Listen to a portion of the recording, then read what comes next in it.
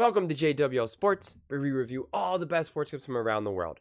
You're probably wondering, why should I watch over here instead of anywhere else? And that's because over there, they don't care about what you have to say. They don't even read any of the comments. They talk down to us all the time. They say this all the time. They think we're just a bunch of clowns on YouTube, Twitter. But I think it's the opposite. I think we know exactly what we're talking about. So I read every single comment. So whether you agree with me or disagree with me, either way, let's get in some discussions, let's get in some fights, but ultimately, let's just have some fun. So without further ado, let's get to it. We're watching a clip of First Things First, talking about LSU versus Iowa and how exciting that game was. And, you know, the whole phenomenon of Caitlin Clark. I mean, last night was really, really awesome. I totally admit I do not watch a lot of women's basketball, if any at all. But I found Caitlin Clark completely captivating. And I really enjoyed the game last night for a multitude of reasons. And what I've said in a previous video is that, and this is not, I don't mean this to be negative in any kind of way, but they are slower, weaker, not as athletic. They don't play above the rim.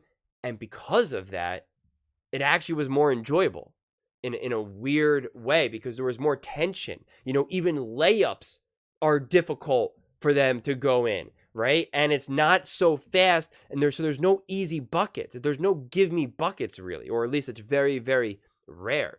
And it's not as physical, so it's more skill. Like, I don't really enjoy watching LeBron James just use his muscle to just like get by everyone, or even back in the old days of like a Shaquille O'Neal, or in the current time of Wembanyama, who's just so much bigger and taller than everyone that he can just literally just like dunk it. That's not fun to me. Or an easy dunk, even if it's a ferocious dunk. But how many times does a player have momentum and then everyone else just kind of like backs out of the way and, you know, it's just like a slam? Like, sometimes that can be like exciting, but for the most part, it's just like, okay, whatever. Here, everything was contested, everything was difficult, and it just made it more fun.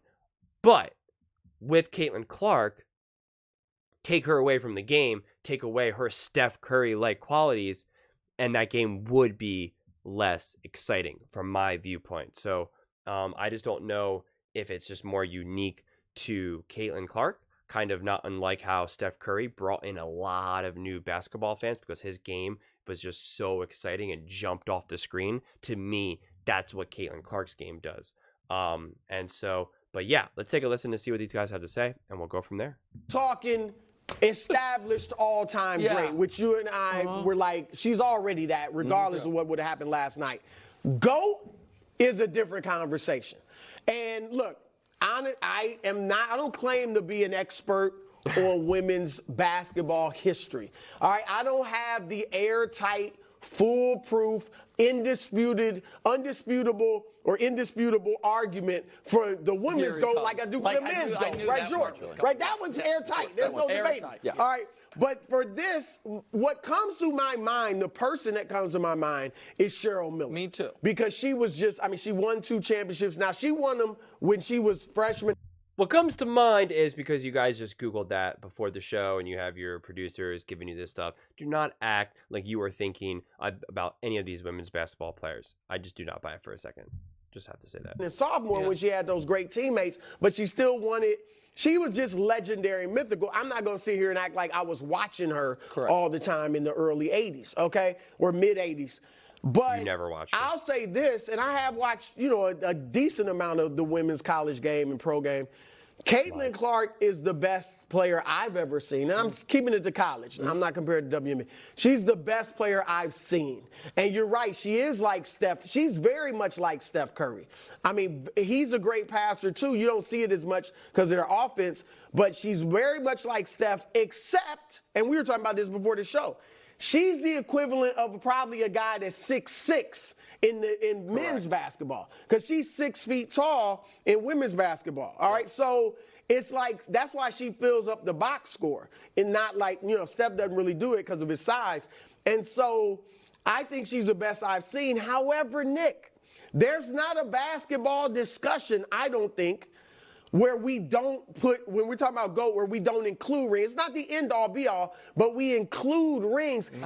I can't say she's the greatest college player ever, even though that's what my eyes tell me, unless she's got a ring. But and Iowa's not Indiana State No, with I'm Larry not Bird. saying Iowa's Indiana State. Vivian Stringer was there. You know, they've been a good program. I'll be honest, they're I not didn't know UConn. Vivian Stringer was there, but shout out to Brew for They're not having UConn or that. Tennessee, No, but they have been a good this program. is where Wilds, and Wilds making fun of me because he was like, your brain works like this on all things. That I am not just process over results on a lot of things, but also taking things to its furthest logical conclusion, which is if we are saying you can't be in the discussion without a ring, then we are saying then take it further.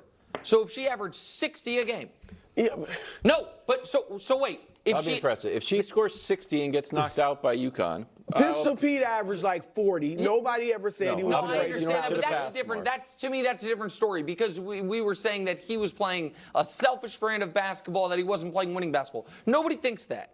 Like, do you guys buy into at all anything that the most impressive win in the women's game over the last 2 years was Caitlin's win over South Carolina? It just came around early. Yeah. But here's the thing, Nick. If she averaged, to your point, 60, then you look at it like, okay, there's a clear gap. Well, the other names on that list that you... Well, okay, I'm all for extreme examples. I use them all the time just on like a channel like this, and then also just my personal life. People always take issue when you use like extreme examples because people are like, well, that's so extreme. Why would you even say that? That has nothing to do with anything. And to me, I think they're important because they paint a very clear picture. And it puts a frame around an argument. And so, but this is where I think down, because you could take it even further and say, what happens if a player, averages 100 points a game, and still loses, right? And it's like, is he still the best player, in the league or of all time or whatever? And I've never associated winning championships and rings necessarily with the GOAT status. I think it definitely helps, of course. And I don't know, where that line gets drawn, because it's kind of like people say LeBron James is the GOAT, right? And you could make that as a valid argument. I don't think so, but you could make that as a valid argument. And yet he obviously has less championships than Jordan. And what does that mean, though? Because we always throw these things around. And if we're willing to say, okay, LeBron James is the GOAT, but he didn't win as much as Michael Jordan, then you then have to break down, well, then why do not all these championships win? And then how matter? And now then the question is how many championships do you need then for them to not matter? Because what if LeBron James was just as good as he is right now, but only won one championship? Would people still say that he's the GOAT? What if he didn't play with Dwayne Wade and Chris Bosh and, win a couple championships in Miami? What if he just stayed in Cleveland for years and years and years and was only able to win that one championship when he finally got Kevin Love and Kyrie and things of that nature, right? Would they call him the GOAT, even though all his numbers and stats would maybe be the same or potentially even higher? Who really knows? And yet he just didn't get to win as much because he just didn't have the team around him. That is always the thing that we have to wrestle with when trying to figure out who is the quote unquote GOAT of a sport that's a team sport, because there's too many factors. Caitlin Clark can only do so much. There is a situation where Caitlin Clark puts up 41 points and still loses to LSU. I mean, she was balling out, but especially in the first half, they couldn't stop Angel Reese. And again, there's only so much that Caitlin Clark can do. There's only so much one player can do. So this idea of, does Caitlin Clark need to win a title to be considered the GOAT or this or that? I say no. I say no because to me, when you reach a certain level of greatness, you transcend that. Not too long ago, did we not make everything about championships and rings. And I think who really did this was a combination between Michael Jordan going 6-0, but then also Tom Brady. It was the fact that he won ring after ring after ring after ring and won 7 in a sport where that's really unheard of, right? Like Tom Brady has more rings than franchises have total in their entire existence.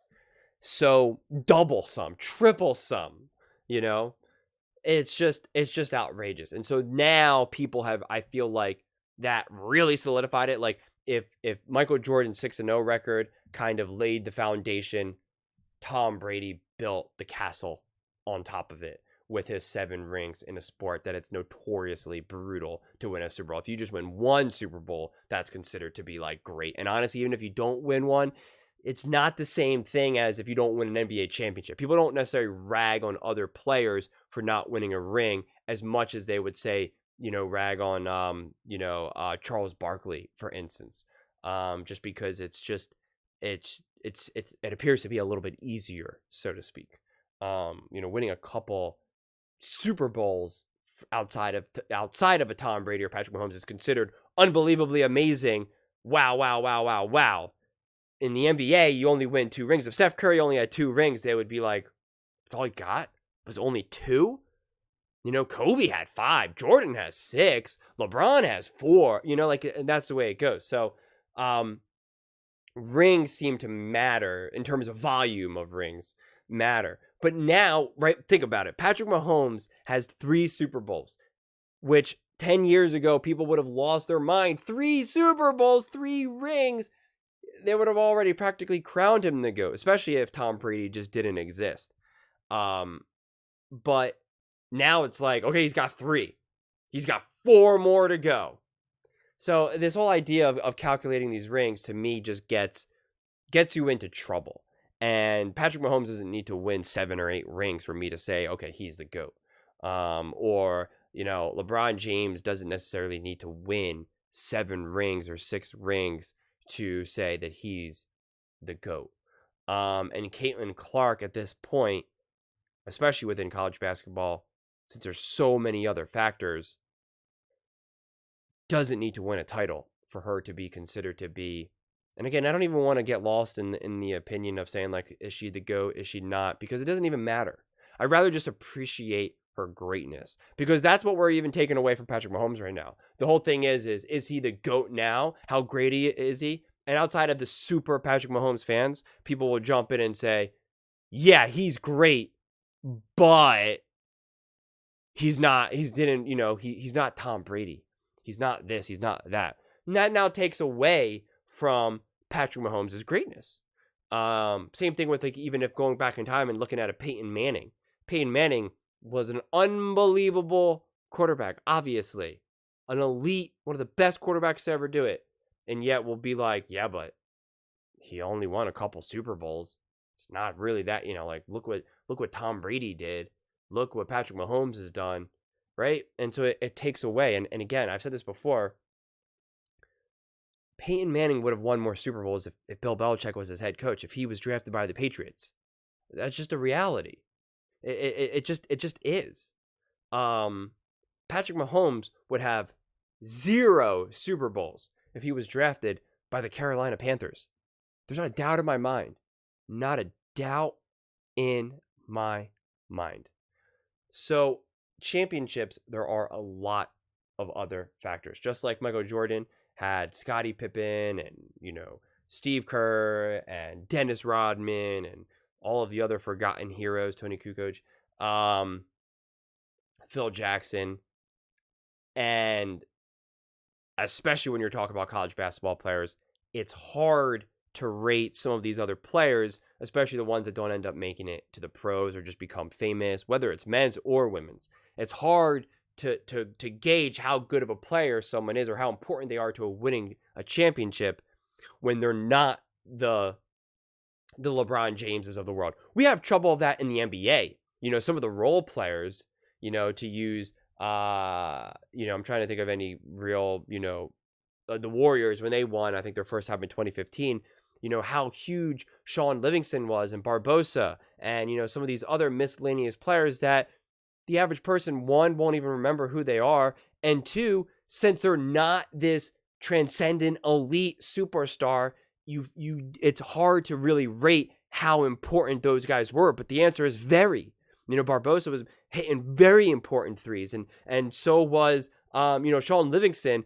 A few games was like 6 for 6 in brutal moments of the games that either kept the Warriors in the game or out in front to stop a run, whatever it is. And yet those are the types of players and plays that are easily, no one talks about. No one talks about how that contributed to the dynasty. They talk about Steph Curry, Klay Thompson, Draymond Green. They talk about that. Even Mario Chalmers with the Miami Heat. No one's talking about that really when it comes to LeBron James or, God, who's the Australian? I can't think of his name right now. When LeBron won with Cleveland, how important he was, and how much of a nuisance he was on defense and stopping and causing trouble for the Warriors when they won.